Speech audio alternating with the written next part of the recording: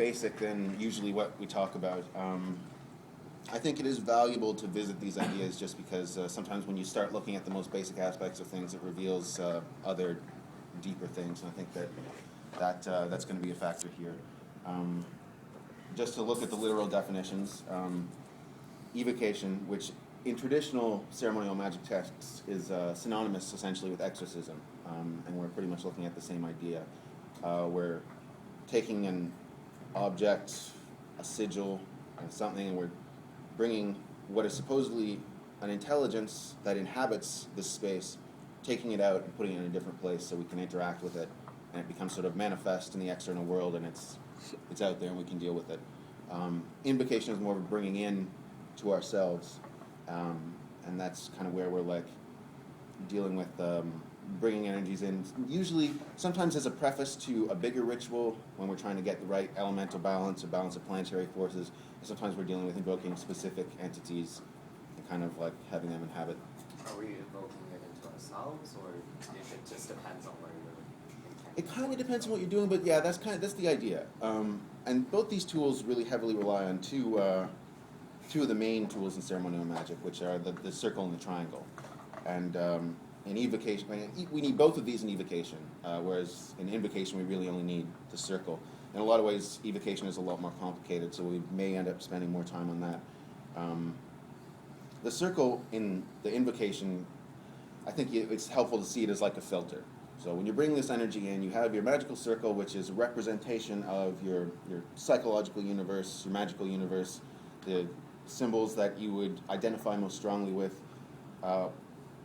And in evocation, the circle is more for protection, like to keep out the thing that we have evoked into the triangle and make sure that it doesn't have access to us. And whereas the triangle is just a container, essentially, something that we put this entity in so that it can manifest and we can interact with it more directly. What these have in common, which differentiates them from banishing rituals, which is kind of like something that I think people focus on maybe a little too much sometimes. It's important to do, it's important to keep a clear space and stuff like that, but you can definitely over-banish and you can definitely push away things that you'd rather have brought in towards you. But in both invocation and evocation, they demand a reaction. So we will know if we get a result very quickly.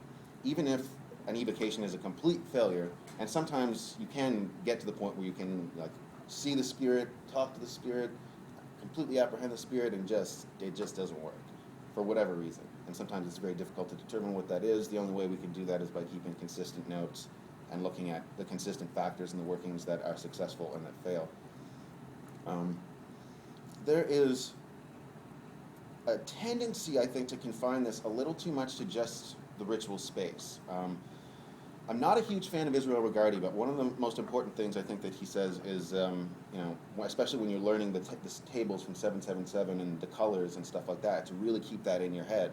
And he has this piece of advice where he says, you should go on maybe just 20-minute walk every day and just try to categorize the correspondences of those colors as you're going about your walk, and just trying to focus on that. Because the more you have these things in your head, the more the associations are directly there. And I would strongly recommend that people do this with the pentagram and hexagram. You see a physical object you would like to have closer to you, it doesn't hurt to mentally trace a pentagram of earth. If you're trying to attract someone's attention, it doesn't hurt to mentally trace a pentagram of fire, so on and so forth. I'm not going to say that has a direct effect when you're doing it at the time, but it helps to make those associations between those ideas and the pentagrams, which in turn makes them more effective when you use them in a ritual setting. And really, the more information you can pack into those symbols, then the more benefit you can get out of invoking rituals of any kind. And I think this tendency that I'm talking about to sort of isolate these things in a ceremonial context comes from an idea that we see in anthropology. It's called the Great Divide, where they talk about the division between pre-modern thinking and modern thinking. And in modern thought, these things are very categorized and very compartmentalized. If you look at what would be described as the pre-modern world, for example, a hunter goes out and they might have a dream about where to find an animal, and then the animal itself has spiritual energy that they're interested in, and then they'll make a sacrifice to appease the spirit of that animal and stuff like that. It's all harmoniously connected in that entire action, whereas we just don't think about things like that. There's a really interesting thinker who I would advise people to look into called Bruno Latour. And the book specifically where he talks about this is, he says, is called either We Are Not Modern or We Were Never Modern, something to that effect. But basically he says this great divide is actually an illusion created by language. And in fact, we still do think this way, even though we tell ourselves it's about different things. And I mean, I've talked about this in lectures before. You might talk to someone who's completely atheistic and has no, connection to any religion. But, if you look at the way they interact with, for example, their favorite band, their favorite artists, it is very close to a religious kind of devotion, and in fact has many of the same characteristics in common. And in academic religious studies, we look at this a lot. I remember there was actually one guy writing his thesis at the same time as I did that did it on Rock in Rio, the Iron Maiden concert, as a religious celebration. And I read an article where there was someone trying to define religion and trying to come up with a definition of religion that included everything that was a religion, but didn't include professional wrestling. And that was very difficult to do because it turns out that it has almost all the same characteristics. We just see it as a secular manifestation, so we don't think about it that way, and we don't realize how this colors our thinking. And I think that a big thing that the tradition of ceremonial magic comes from is people trying to knock down that so-called Great Divide. Because traditional ceremonial magic was sort of revived in the 19th century when you had a very strong anti-rationalist movement as a reaction to the late Enlightenment type thinking where everything was that compartmentalized and people were not as directly involved with or connected with their spiritual practices.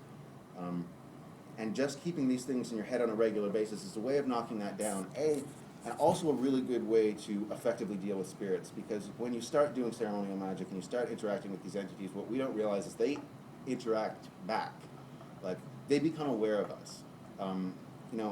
I have a difficult time believing people who say that they don't do ceremonial magic, but they've been contacted by spiritual entities. I'm sure it occasionally happens, but it certainly doesn't happen as frequently as there are people who claim that it's happened to them. In many cases, these are schizophrenics or cases of mental illness and stuff like that.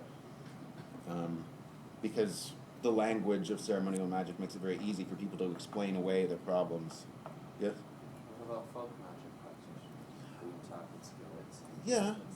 Isn't that contacted by spiritual entities? Well, and that's people coming out of a long tradition. So I think that in that context, We're not drawing circles of triangles.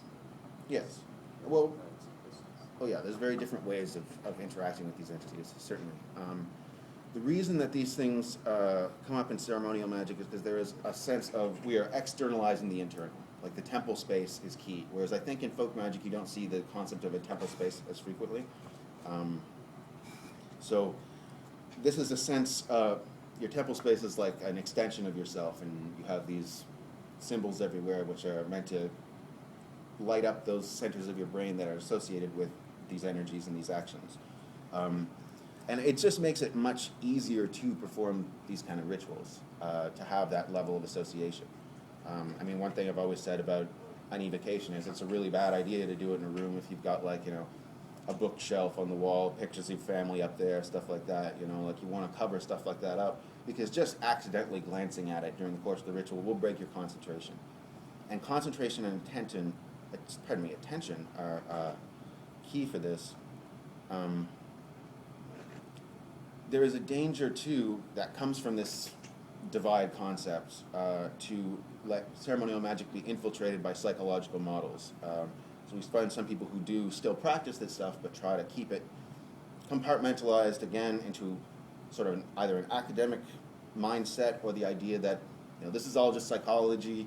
We're just learning to affect our minds, and there's nothing sort of supernatural or extraworldly about it, which I think actually makes people vulnerable to these deeper problems, because they are in a sense explaining away their actions and keeping it separate from their day-to-day reality.